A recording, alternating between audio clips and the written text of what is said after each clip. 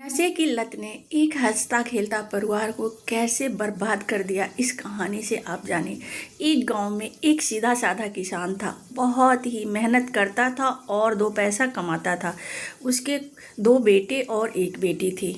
बड़ा बेटा पढ़ने में बहुत ही चतुर चालाक था। उसने सोचा कि इसको पढ़ा लिखा लूँगा तो ये अफसर बन जाएगा, तो घर की परिस्थिति हमारी बदल जाएगी और हमारे घर में सुकून हो जाएंगे, पैसों की तंगी नहीं रहेगी। फिर वो दिन रात प्रयास करके बच्चे को पढ़ा के 12वीं पास कराया। बच्चा 12वीं के बाद कॉलेज गया। कुछ दिन तो सब ठीक रहा। उसके बाद वो कुछ बच्चों के चपेट में आकर के नशे की लत उसको पकड़ ली।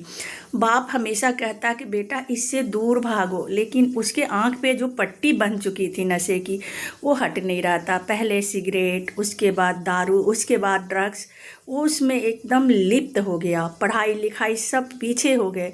बाप चिंता से डूबे जा रहा था।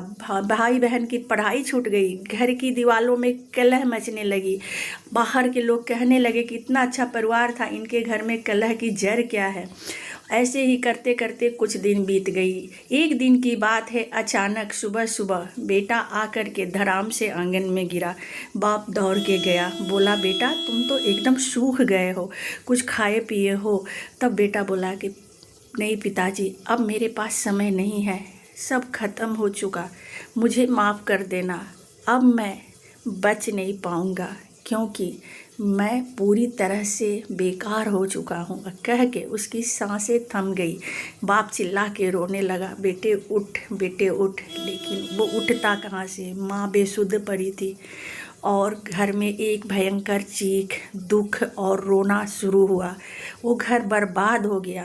तो नशा, एक छोटी सी नाम है नशा, लेकिन उसकी बर्बादी इतनी